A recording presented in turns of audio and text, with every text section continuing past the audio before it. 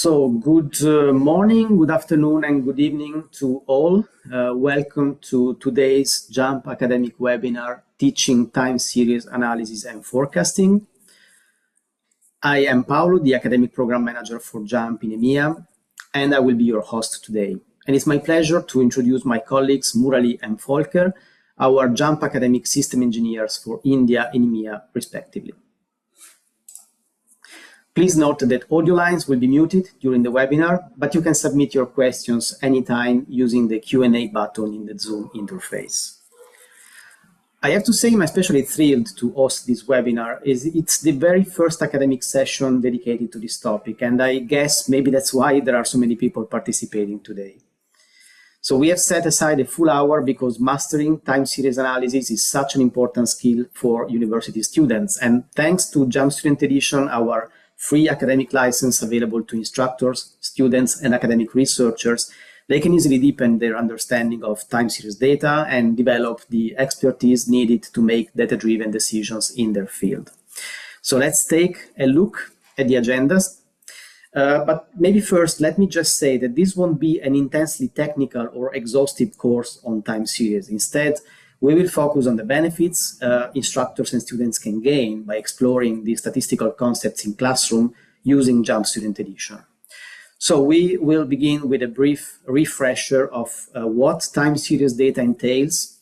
Next, we'll dive into the crucial first step of this analysis, data exploration, using the software's interactive graph tools. We will cover foundational time series concepts, and then we will explore classroom tools for teaching standard regression, smoothing, and ARIMA methods. And toward the end, we will review the best complementary teaching resources we provide. And remember, after the webinar, you will all have access to the recording and also the datasets, of course, used, including the JMP journal. Before handing over to Volker and Murali, one last thought. Are time series and forecasting the only analysis you can use, teach, and learn with JMP? Absolutely not. I want to introduce you to what we call the analytic workflow. So let me share my screen here. So let me say it can never be stressed enough that to prepare students for success in their careers, it's vital they learn as early as possible how problems are tackled with data in real world. And I have to say this is well represented by what you're looking at now. So solving a problem with data is like a journey, ideally moving from left to right in this workflow.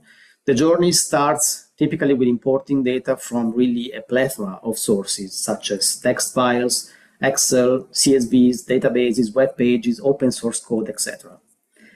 Once data is in, it's crucial to quickly and easily clean and prepare the data first. Then you're ready to visually explore it and uncover patterns and trends. Next, you can start designing your analysis using statistical tests, multivariate statistics, and other methods such as designer experiments, or maybe statistical process control if you're in quality and need to optimize processes. And the main goal, of course, is to be able to build and fine-tune exploratory and predictive models. And finally, and this is what you will see all the way to the right, a key skill today is communicating insights effectively, and this is something students can learn straightforward using JMP's visual tools. Although today we will spend time showing tools only from two application areas, so the data exploration and visualization and the advanced statistical modeling, we really thought it was important to give you a broad overview of the software's analytical approach and also its comprehensive features. Okay, Volker, Murali, the stage is yours. Thank you, Paolo.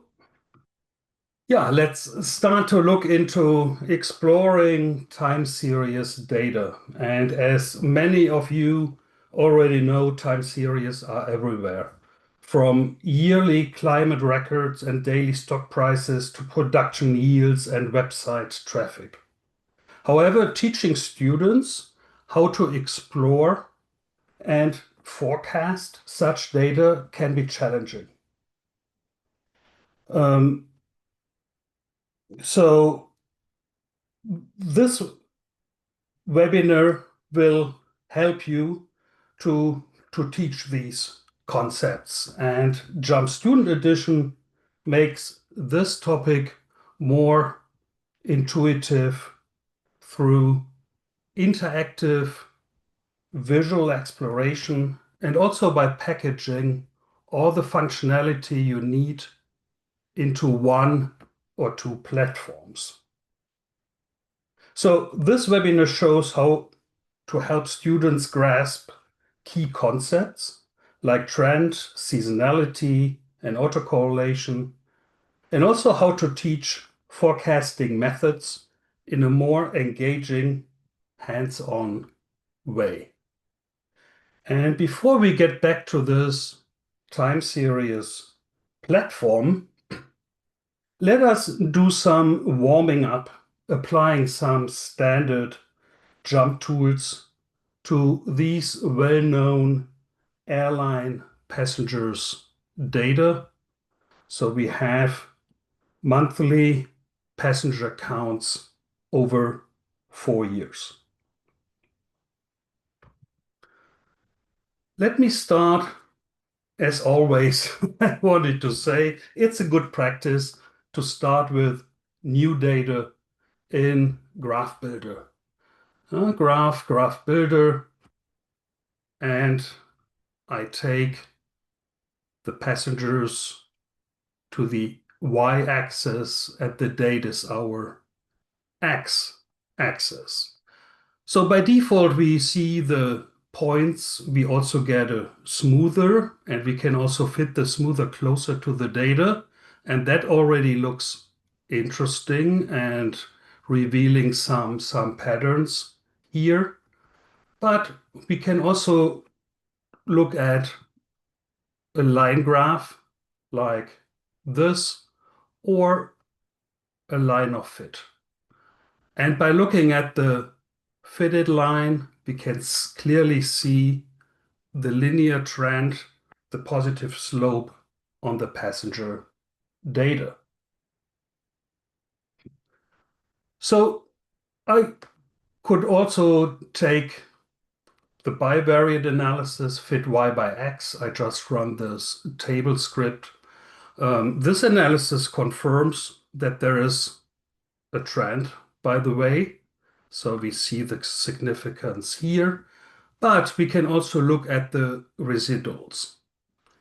So the normal quantile plot looks good, but we can clearly see this pattern on the residual, which doesn't seem to be random. And so this residual can also be saved. It already has been saved to this data table. It's just hidden. It's this hidden column here. And I can also take this column and replace the passenger counts by the error data. And now the trend is gone, just looking at the residual, but what's left?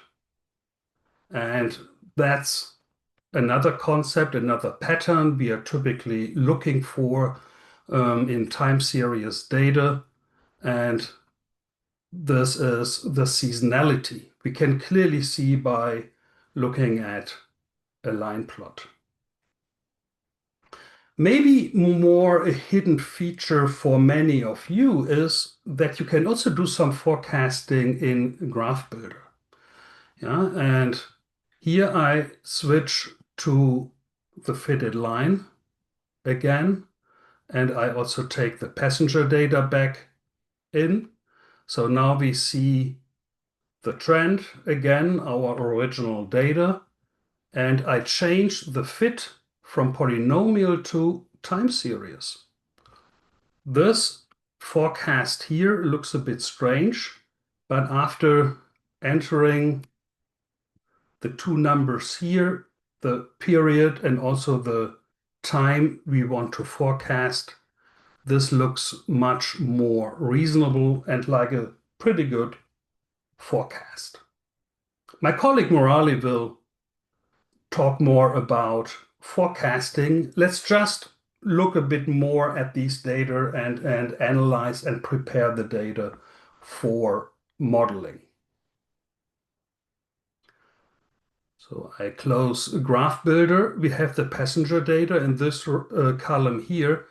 By using adding a new formula column, row lag, I can add the lagged data of the passenger counts. Again, this column is already available. Now it's not hidden anymore, and we can see it. This is using lag 1. And now we can look at the correlation between the original data and the lagged version of the passenger data by taking the multivariate platform, and here we see that we have a clear correlation between these two columns. So there is some dependency, and this is maybe a bit unusual because in DOE and principal components we try to minimize or even eliminate the correlation. Here, the dependency, the correlation we see is a good news because we hope that there will be a consistent pattern in our data, that it's not just random, and that this pattern really allows us to make some predictions into the future and to do some forecasting. So that's a good news. Non-random data. So you could also take the control chart builder. The control chart builder gives you warning if there's anything special, if there's anything which doesn't look random, like normal variation. So here again, this is a good news. So all the warnings, in quotes, the warnings we get are some signs that there is a pattern, an underlying pattern and something going on in this time series. Again, another good news. And one other concept is stationarity. So are the statistics in our data, the mean, the variance, are they time variant or not? If they are constant, we talk about stationarity in our data, and that's an especially important concept in time series data because it's like normality if you want to do regression in other data sets. Here, stationarity is important because it's an assumption that our data is stationary, which is used by many models and forecasting models. So it's good to look into this and diagnose our data. And that can be done visually, but there's also a test and some formal testing in JMP, and that brings us back to the time series platform. So now we start to further explore and analyze our time series data before we start with any forecasting. So if your students ask you, time series, where's that platform? I cannot see it on the Analyze menu. Indeed, it's not directly visible, but just send your students to the search on the Help menu, and if they enter time, so here is the pointer to the time series platform. It's on the sub-menu of in the specialized modeling section. And then click it to launch this platform. And again, the passengers are our time series we want to analyze. And the date is our X or time ID. Please note, the times have to be sorted and also evenly spaced to be used in this platform. We will come back to these options later. So there are two numbers again. The 25 is how far we want to look back in our data, in our series, analyzing autocorrelation. And the forecast period is how far we want to look forward when we have a model and make predictions into the future. So just keep the defaults. That's what I do here. And I click OK. And we always say before you start with any analysis, before you build any model, look at the data. And if you didn't start in Graph Builder before, you will also get a visual output first. And that's this time series graph on the top. And we can visualize this. We can visualize it for patterns like a trend. We can see again the seasonality is quite obvious. And we can also make a visual judgment about stationarity, but we also have the statistics here. We have the mean and the standard deviation, but there are also some tests. So here, these statistics test for stationarity, and it's not a p-value. You have to compare these to some critical values. So here, for stationarity with a trend, the critical value is minus 3.4. And if it's smaller, you can reject the null hypothesis. And the null hypothesis is that we have non-stationary data. So here, this lets us assume, and this test is the augmented Dickey-Fuller test, which is a standard test in time series analysis. And this is a good news telling us about stationarity with a trend. So that's the test which is available in the right place, because this is a typical first question you have before you move on. The diagnostics include autocorrelation data by lag. So a lag is going back 1, 2, 3 times in our series, and we have the collected or the joint correlation between the last data point and then maybe going 6 steps back, it would be this negative correlation.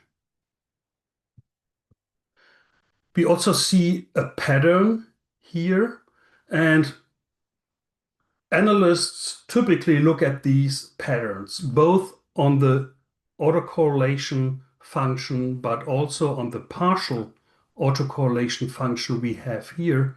This is very similar, but it just looks as an isolated correlation just between the last point and a certain lag, like the 6 lag here. So this is just an isolated correlation, a partial correlation between 2 data points without taking the points in between into account.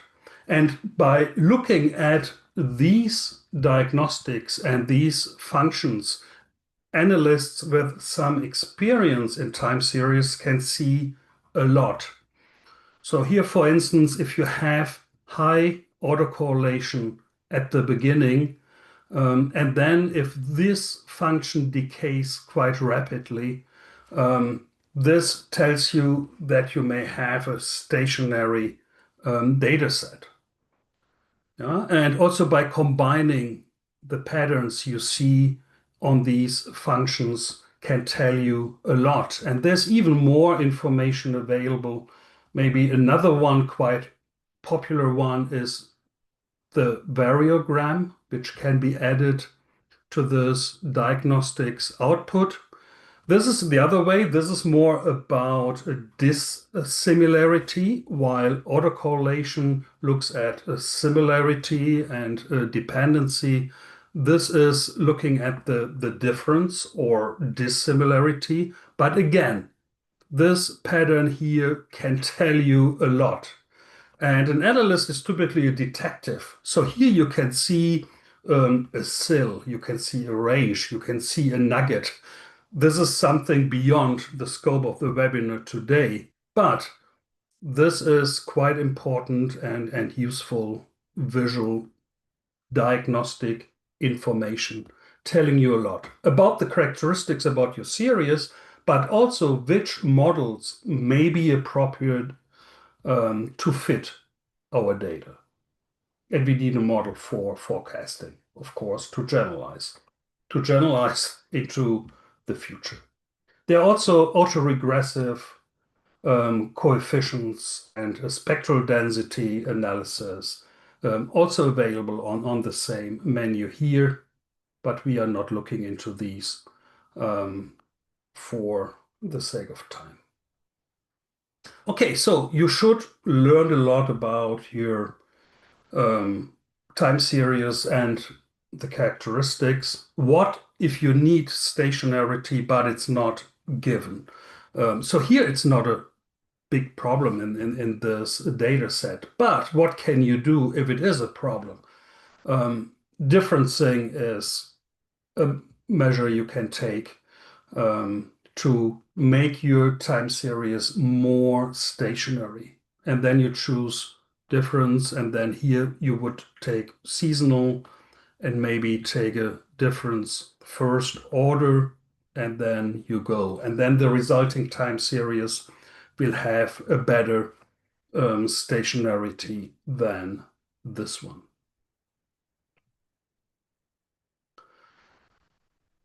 You can also decompose a series into its components like trend, the seasonality or cycles. And this can be done on a menu decomposition, and then you can remove the trend. And that's maybe what you would do first. If you have a trend, get rid of the trend as good as we can. Then if there are some cycles or seasons, some periodicity in your data, remove them, try to remove them as well. And there's one method, X11, which can do both at the same time. And I have this already saved to the data table so that when you download the journal and get access to the data set, you can also just open these outputs by running the script and look at these steps. So here I did some detrending, which means remove the trend. So here the trend is almost gone. The seasonality is left. And these numbers look a bit better. And then on that data, I can also remove the cycles. So here we see the function now, which is used. And then after removing the cycles, what's left is the error, which is sometimes called the innovation or the random shock. Also some special vocabulary here. And diagnostics again. And here we have the X11. You have to choose additive or multiplicative, and then JMP tries to use this method to isolate the seasonal component, the trend component, and also the error we have down here. By the way, if you want to stabilize the variance in your data, if you want to get the distribution more normal and more symmetric, so just to match with the model assumptions in a better way, the Box-Cox transformation could be a good idea. And if you didn't switch this on the launch window, you can also have a look at the transformation plot for the Box-Cox transformation. Let me see where we have it. It's here. Yeah, and then we have our time series. So we are looking at a lambda of 1. So nothing happened yet, but you can also change the lambda, and this will also change your data, as you can see on the plot here. And we can change the lambda in this range. You can also configure. And then the data may be better for your modeling assumptions. And then you can use the transform data for the modeling step. And then when you look at the forecast later on, the data will be automatically transformed back to the original scale. So that's an option you also have in this platform. And now let's look at some first models. You have many options for fitting the data to a time series model. So here we are back to our outputs again. And I want to show you an example for a smoothing model. So here I already did a simple moving average fit, and I also used the Winters method to fit our data. Now, so Winters method, if you have to do this, just launch it. You specify the number of samples here for a period. So we have monthly data, it's 12, and then click estimate. Yeah, and then we have the results down here. So this is for the simple moving average. It's typically not a very good model, but it's a simple smoothing window. So here of length 5. I could even add another one. It's maybe nice to understand what it does before you use exponential smoothing. Just take a window and average. So I can add a model with a longer window. So this is even smoother, the green one. This is just for education purposes, I would say. But here's the Winters method. And the Winters method did a good job. We have a lot of statistics and diagnostics which tell us about the model fit. How well does this model fit our data? Yeah, so we see the AIC, we also see the SBC. This is a typical criterion in time series, the Schwarz Bayesian criterion, and also other statistics. We see that this series is stable but not invertible. So quite interesting diagnostics.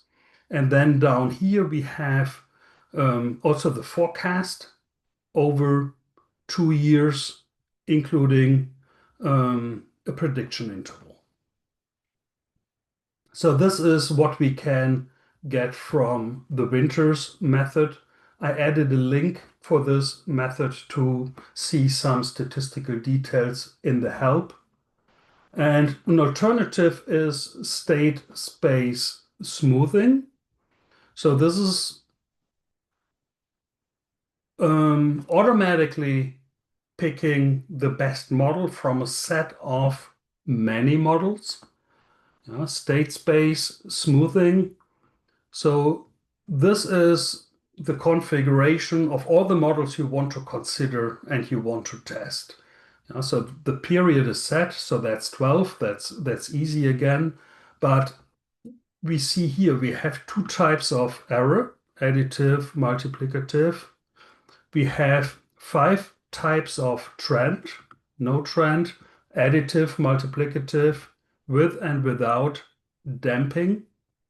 And then we have 3 types for the seasonal component. Yeah, so in total, we have 30 different models if you activate all of them. So here, JMP did a best guess and picked the most interesting and promising model types. And then you click OK, and JMP will show you the result in a model comparison. And the model comparison lives in the time series platform. So here we cannot compare all the different model types we have. So we get this warning, but we see that the Winters method is still the best model according to AIC. So it's the minimum AIC on Winters model. And all the state space smoothing models have been sorted by AIC. And by looking at the pattern, we can tell if it's additive, multiplicative with damping or not. So this model comparison is quite useful. And then you can also switch the forecasting on for a model you want to consider and also look at individual model reports and model diagnostics. So if you pick a model, if you want to apply a model, for instance, Winters model, you can save the columns, and this gives you a new data table where you have the actual passengers, but also the predicted series, plus many diagnostics, including the confidence limits. Let me close this again. So that's for output, and you can also save the prediction formula. One other thing, if you have many many series in one data set, like hundreds of time series. So this is a sample data set from a forecasting competition. This actually has 204 time series plus the time column. And there's a second platform on the same in the same place here, time series forecast. It's used here by running this script. So you get some overview information about the time pattern. So here we have quarterly data. The time goes from start to end, and if they're missing observations, you see all of that information, and then details for all the series in our data set. And then we can run the model building step, building all these models for all these series, and then for each series, pick the best model. And the model selection can also be configured. It can be based on the forecasting performance or information criteria. So here we have the AIC selected. So just clicking run, now all the models have been built, and we can look at some other series, and we see that, yeah, there are many reasonable forecasting models by using this family of state space smoothing models. And the model type tells you for each series which model was the winner and how the model was configured, the best model. And more about forecasting and how to assess the forecasting performance will be presented by Murali. So I want to hand over to you, Murali. Thanks a lot, Fukal, for taking us through the presentation on the visualization of time series data and foundations and smoothing, and both exponential smoothing and the state space smoothing. And quickly share the screen. So, okay, sounds good. Able to see my screen? In continuation to that, we will focus on how to teach the classical regression-based forecasting.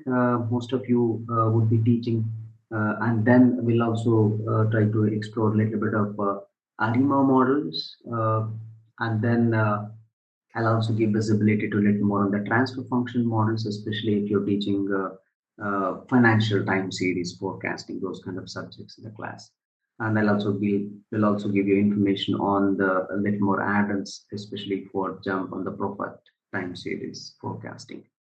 To start with, let's start with a classical regression-based forecasting, how you teach in the class. We'll take one example of Amtrak ridership data.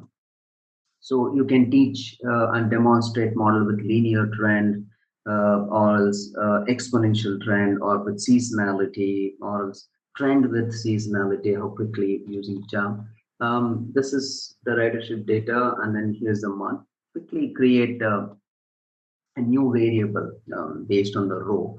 You can just right click and select, and then row here, so that it creates a variable. I call this as T. So quickly build a model with linear trend. So just like if you're building any statistical model, you can split the data into training and validation. And this is a time series data. And we can always use analyze predictive model and let's make validation column. Normally in any of the other predictive modeling, you split the data randomly because it's a time series data. You can use cut point column method. So, and then create a validation data, the latest validation data. Let me take 36 as my validation set. I'll use instead of proportions, I'll use number of rows. Okay, this is 36, and then validation is 36 also. Yeah, so it creates a validation column so that you can build the model on the training and then validate how it is performing. Let's quickly analyze all sorts of regression-based, classical regression-based forecasting. Is you can use fit model, ridership, and then I just take T, and then I can use the validation column. I can run the regression model here. So this is a simple linear trend. And if you want to save the columns and then forecast, you can always save the columns, predicted values, and then forecast for the future time periods. And if you want to demonstrate a little more on the exponential trend, it's so easy. You relaunch the analysis. You need not recreate any of the variable in the data set. Just take the log of ridership. Just right click and then take log of it instead of ridership.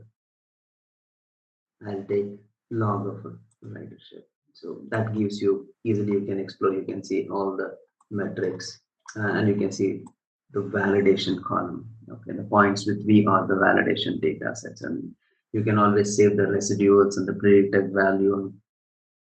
And if you want to demonstrate a little more, let's say model with seasonality. Okay, so with the month, you can create a column, and date and time, I want to create a month abbreviated, create a month as a seasonal column. I want to introduce seasonality and I want to demonstrate in the class. Just build similar way, and then month as your variable and validation. Then you will get seasonality, the classical regression based forecasting on the seasonality. Or if I want to build little more and then demonstrate both the trend and seasonality, so it's so easy. Analyze the same fit model approach you can use, with T being, then you can also quickly use polynomial, T to the power of 2. I want to introduce a little more trend and seasonality, and I would like to add month also here. Then the validation. Well, you can build all these things, and you can also demonstrate how your input variable influence the output variables using profiler. And this is one of the powerful features in JMP, that you can demonstrate the concepts in the class. You can see this is where a trend, little more polynomial, you can see that how it varies, and this is where your seasonality. And this is a very visual so that students can understand better. when you build a model. And then if you want to forecast, easy to forecast, and then just save the prediction formula. And then if you want to forecast for any of the future values, we can just add for 2004. Now you can see this is what you forecasted values, and that's a classical regression based forecasting. So we can proceed with little more on the ARIMA model groups. So let me close this data set or save this. This is typical sales data. Okay, so we all know autoregressive models rely on past values, and the moving average model rely on the past error terms, so-called random shocks. And ARMA or ARIMA models capture both past values and the errors in the time series data. One has to provide autoregressive order P and differencing order D, and then Q moving average order. So the ARIMA model is part of standard specialized modeling, analyze specialized modeling time series, and month, course year, and sales. Now you also get an additional feature here where you can mention what is your hold forecast period, and then you can also forecast on the holdback, where you can split the data set into training and validation the way we did. You can also highlight the option here. Okay, I'm just highlighting it, and let me say I want to hold back for 12. Okay, and while you can also transform the variables, and looking at this, you can see this data is not stationary.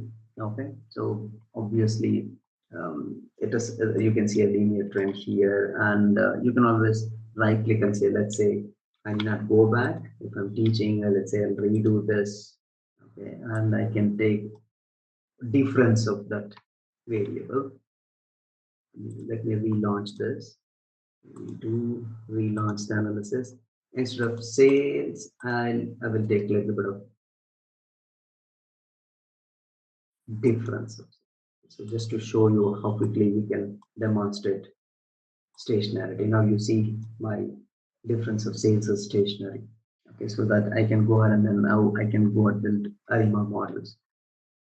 To find the P and the Q, moving average order and autoregressive orders. So you also need to look into ACF and PACF, and these are all the time series basic diagnostics, which helps you to find out what is the value of P and Q. So in this case, let's say I'm looking at a cutoff lag 2 for both ACF and PCF. You can see this. So let me consider and then demonstrate how to build a ARIMA model. Of course, differencing of 1. You'll get all these capabilities, and then I will build the ARIMA model. Take this as start with 1, okay, and this also 1, and this 1, and estimate. Okay, so now you get this one. This is your ARIMA model. There's all sorts of model diagnostics from a time series perspective. Basically, you get RMSE, but you also can look into a little more AIC and SBC values. So you can go ahead and then build little more ARIMA models based changing the P and Q values and the differencing order also. But instead of keep trying options, JMP also comes with ARIMA group. Okay, so there's something called ARIMA model group. And then instead of you building individual models and compare, and you can always give the instruction, and then so it's going to build 18 models, and there's no seasonality agency. You can also build SARIMA, and then I can ask JMP to build all these 18 models. I think it's similar to the state space modeling models, which my colleague Fokker demonstrated, but from an ARIMA perspective. So you can see AIC based on AIC, okay, SPC also. There are a lot many accuracy and fit measures are available. You can see the ARIMA 111. Okay, So I can sort this 1, 1, 1, and this is, yeah, decently good model which we have built. And looking at the model diagnostics, you can see, and then you will get the forecast and residuals. Looks good. Okay, and then go on and use this model. So either it's ARIMA or SARIMA while you're teaching, finding out how to find the p-value and then the q values and the differencing order. Use the interactive capability of JMP and then drive the concepts. I just want to show one more thing quickly.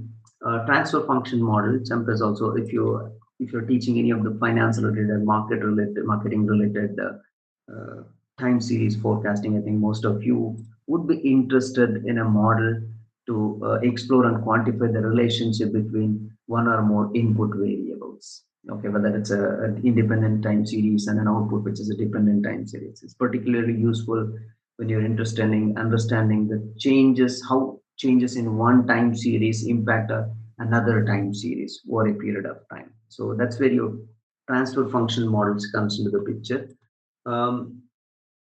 Given the time, I will just demonstrate one of the times transfer function model. This is an engineering data set where you have input as a gas rate and output as a CO2, and then it's a time series data. So normally we look at, whenever we build teach transfer function models, we focus on the stationarizing the series for both input and output, and then you pre-whiten the input series to find a ARIMA model to the input and then apply same transfer function. Quickly, you see specialized modeling time series. Once you give input variable and output variable, and then you can forecast on fallback as well. Now it understands that we are looking at transfer function model. So JMP, once you input the input series, you will get that information. Okay. The launch window, a transfer function analysis report is shown instead of time series analysis report because there is an input data. Okay. The initial report contains a selection of for the output series and as well as selection for the input series. So now to start with, you can look at the ARIMA order for the input series. So let's start with the input series here. That's what the order for the transfer function. This is how you do. So you will build the ARIMA model here. Okay, let's take. Let's understand that's how much will take an autoregressive order of 2. We'll see and then how it looks. So, and then you look at the model diagnostics. Okay, basic diagnostics, and then you can see the forecasted, and then I'll see the residuals. Looks good. So not a challenge here. I can also check for AR3 just for one more confirmation. Let me see for 3. Okay, and yeah, the best part is JMP gives you the model comparison. Looks like AR3 is better than AR2 in this case. Okay. Once you get onto this stage, then you start looking at finding out the again pre-whitening. That's the best part. Go and then do pre-whitening to find out the transfer functions, transfer model functions. Let me do this. Okay, so I'll take autoregressive order of 3. Okay, it's non-seasonal. So and then I can estimate here, and I see I'll get all this output. Okay, pre-whitening report, and you can use this report to explore a little more to find out an ARIMA model that provides a good fit for the input series. So here now I see all this diagnostic measures, and then I can say order of 2 for both numerator and denominator of the transfer function and 3 for the lag. So I can easily go and then put a transfer function here. Okay, so let's see, I'll put 3, 3. Okay, and yeah, let's do order of 2 and then denominator 2 and then lag of 3, and then I'm asking JMP to quickly give the result. Okay, so now this is my transfer function model. So the first model. Now I look at the residuals easily when you want to evaluate. Residuals doesn't look good. Okay, so I can ask the students, hey, why can't you go and then explore another model quickly? So I'll build another transfer function model quickly and then say, let me put this 2 and then 2 and then 3. I'll also introduce a little bit of noise series as well. Okay. So in this, I'll put nice autoregressive order of 2 and then let's estimate. So let's build another transfer function model. Yeah, this looks better compared to the first model. So, and then I can go ahead and then use the transfer function model and then I can save the columns and then use this for the forecasting. So whether you are building any kind of auto-regressive error model or distributed lag models if you're teaching or intervention models, that's easy with one click in JMP. And I would also like to show you one important add-in for the time series. If you go to JMP marketplace.jump.com, there are a lot of plugins, add-ins are available. One of the add-in is Prophet time series. Okay, so this is an add-in which is created for the Pythonic version of it. Okay, so there is a this is a fair. Okay, the Facebook Research Labs Python package for forecasting, which is if you have a little more data and then short-term data, you can use this. Also, this is a simple add-in which has been created. Once you download and install, you will get a lot of capabilities for. You can also use the Prophet forecasting. With that, I will pass on to Paolo. Sorry to interrupt. Should we take maybe 2 minutes and look at resources and support? I think that's what. Yeah, absolutely. Absolutely. Volker, go ahead.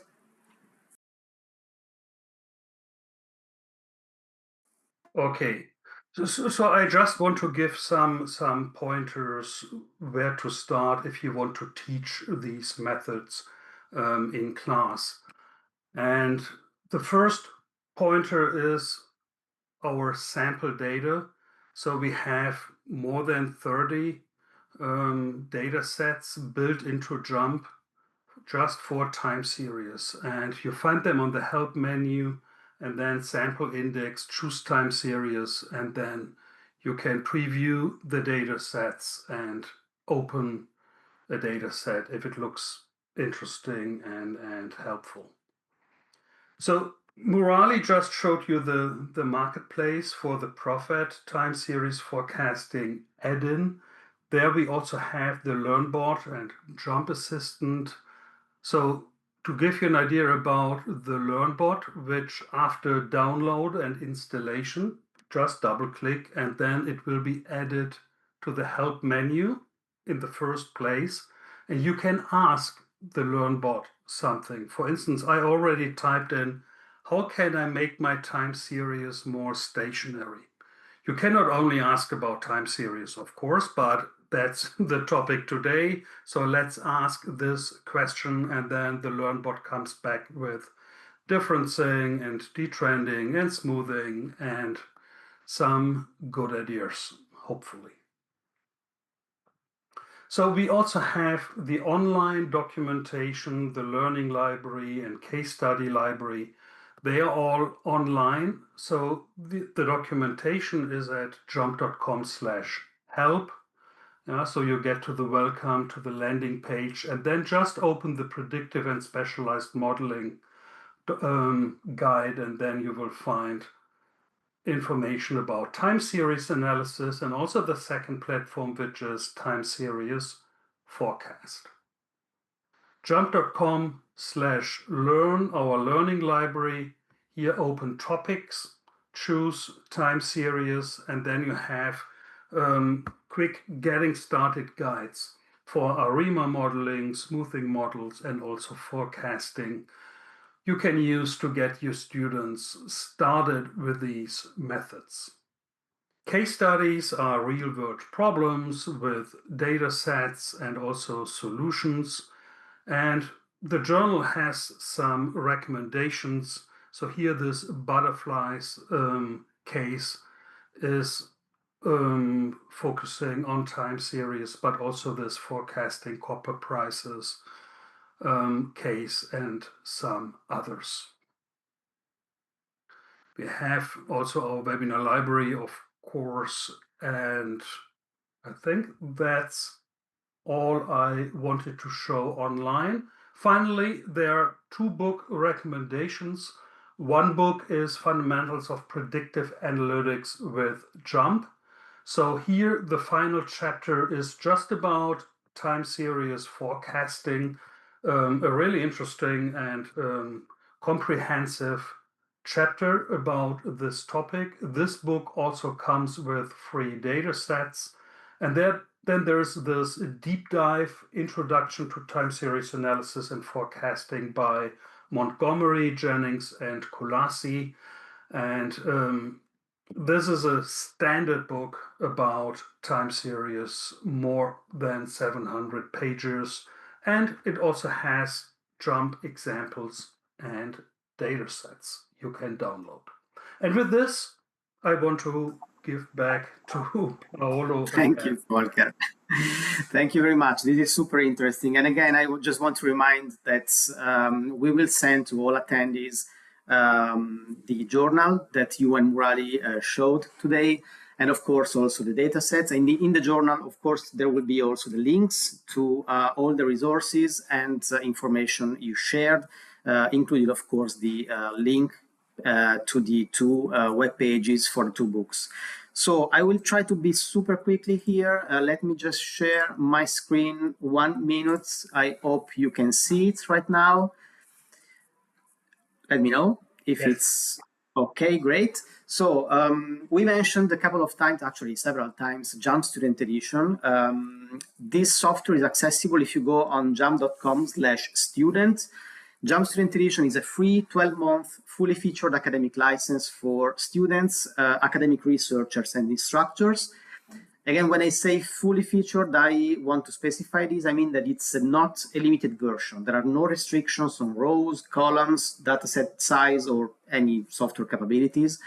And if you want, you can also check which type of capabilities you will have by using JMP Student Edition. If you go back to the home page, you click on JMP Advantage, you click on Capabilities in JMP, and then you will have the full list of capabilities that you will find in JMP Student Edition. You will see there are some capabilities with a label saying Pro. This is because we have 2 main commercial products, JMP and JMP Pro. It's important to highlight that JMP Student Edition is based on JMP Pro, so we'll have access to all these capabilities, including, of course, all without and with the label Pro. I just want to remind you also that, of course, you will be able to renew your license at no cost year after year, as long as you keep being qualified for it.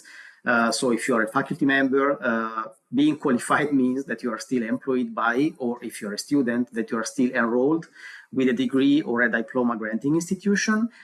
Very last information, if you need help to evaluate JMP Student Edition and to possibly integrate JMP Student Edition in your courses, let's say you can opt for 2 approaches. One of which is more self-service, so you just get a license if you want, and you explore the resources that Volker just showed you. Or what maybe is the best approach, or the one I prefer at least, you can contact us. You can send an email to academic@jump.com. We can have a quick chat about your needs, understand what's the best next steps, maybe based also on your experience with other software, for example. We can organize a technical demonstration session, or maybe we can also organize a train-the-trainer session. And eventually, if there are also other teachers interested in evaluating the software for their courses, we can also organize a proper free workshop. And I think that's all I wanted to show and share today. So let me thank Volker and Murali for what they showed. And again, also thanks to all attendees of this webinar. And again, don't miss, of course, the opportunity to use JMP Student Edition. And there will be 2 more webinars before the end of the year. So just check the academic webpage, jump.com/academic, if you want to register, of course, to these 2 interesting webinars. One will be covering all the new features that we introduced with JMP Student Edition version 19. Thank you again for your attendance today, and have a nice day or evening or night.